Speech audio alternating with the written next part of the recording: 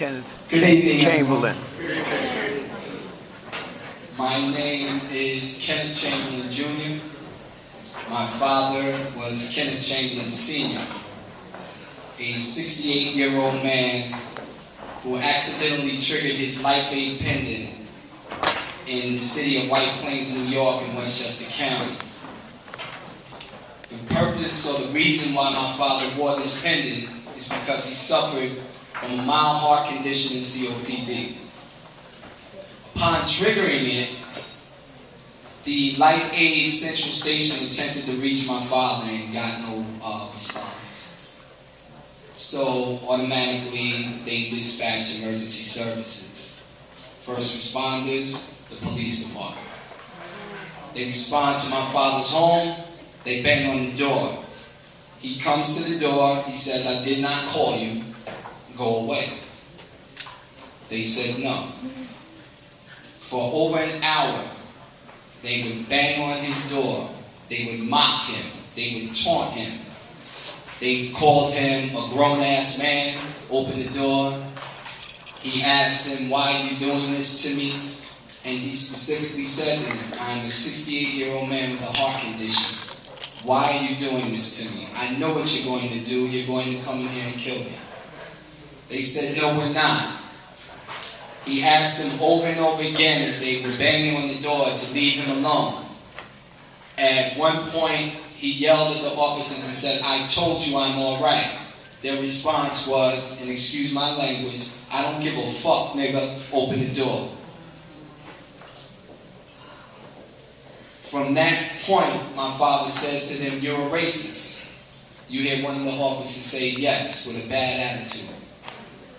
All of this is on audio. Because unknown to the officers, Life Aid Central Station records everything. So they figured that they were getting away with something, when in fact they actually were not. So at one point the order was given to take the door off the hinges at my father's home. They took the door off its hinges.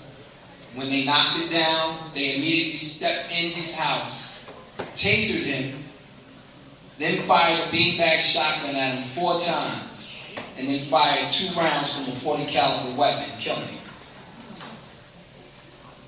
Immediately, the commissioner out there got on the news, and he said that he attacked the officers. News report said, "Hatchet-wielding man, police kill hatchet-wielding man." Then it went from a hatchet to a knife. Then from a knife back to a hatchet. The whole time, I never pointed any fingers. I never blamed anyone. I just wanted to know what happened. We were finally permitted to listen to the audio, and it's at that point when we hear the N-word used, we hear the cursing, we hear the mocking, we hear the taunting. The Westchester County District Attorney, Janet DeFiore, promised us a full and fair investigation. But I knew that that wasn't going to happen because she was a member of the Chiefs Association. And she has a police benevolent association cup sitting on her desk. So you can't possibly expect her to come back with a full and fair investigation. Needless to say, there was no true bill. They did not indict. They also said that the word nigger was used as a means to distract my father. Okay? My response to that was simple. A naked man or a naked woman walking through here right now is a distraction. Calling someone a racial name, that's not a distraction. That's going to agitate them. That's going to get them upset. That's going to get them angry. They began to try to say that he was known to them, but they never said how. How was my father known to you? They would never say. So from that point, I've been on this fight out there in Westchester County, demanding accountability in the death of my father.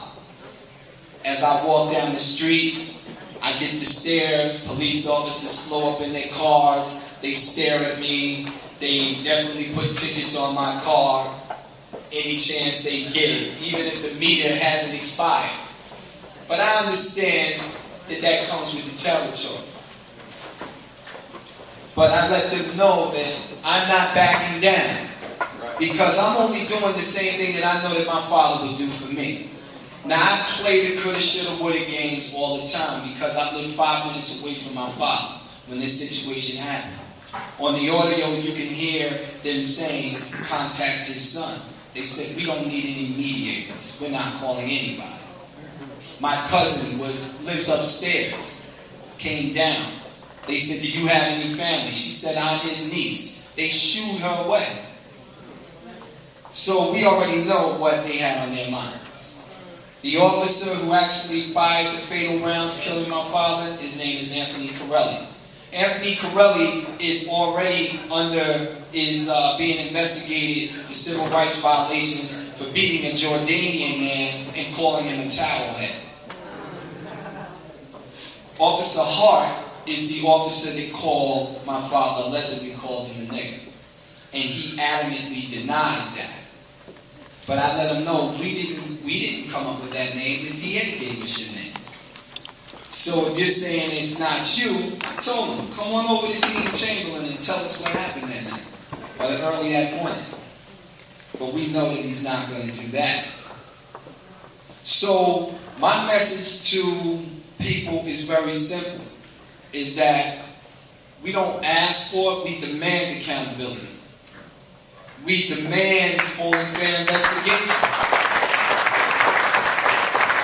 Now, in the city of White Plains, as I talk to Constance and a couple of other people, it's a different type of beast out there.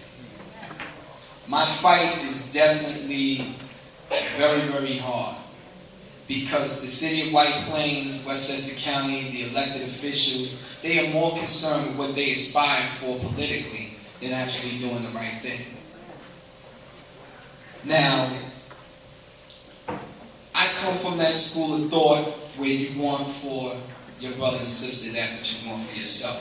So for all of you out here that is attending this dinner, I thank you. I really do, because it's the strength. I receive that strength from you guys. On those days that I don't feel like going on those sleepless nights, many sleepless nights, I don't remember a time that I've actually slept more than an hour or 2 hours since this incident has happened. I'm constantly up. I'm on the computer. I'm researching. I'm doing things that my attorneys are telling me, let us do it. But I'm on it myself. So I challenge anyone, and the audio is on YouTube. Google Kenneth Chamberlin audio. And I challenge anyone to listen to that audio and not come back with a fact-based conclusion that there was misconduct or murder. You hear the mocking, you hear the taunting, you hear the racial slurs, the expletives. And when is enough enough? We plan on trying to put a stop to this, because unfortunately, we all know it's going to happen again. And they're going to come up with the same excuses again. They're going to blame the victim. We thought he had a gun. We thought he had a knife. He was attacking us with the knife. You know? And it's the same story over and over again. So until that happens, until they start sentencing these officers, giving them real time, the fight continues. But as I said, I'm not going anywhere, and I'm going to stop now. And I thank everybody for coming out, for hearing me. Thank you very much.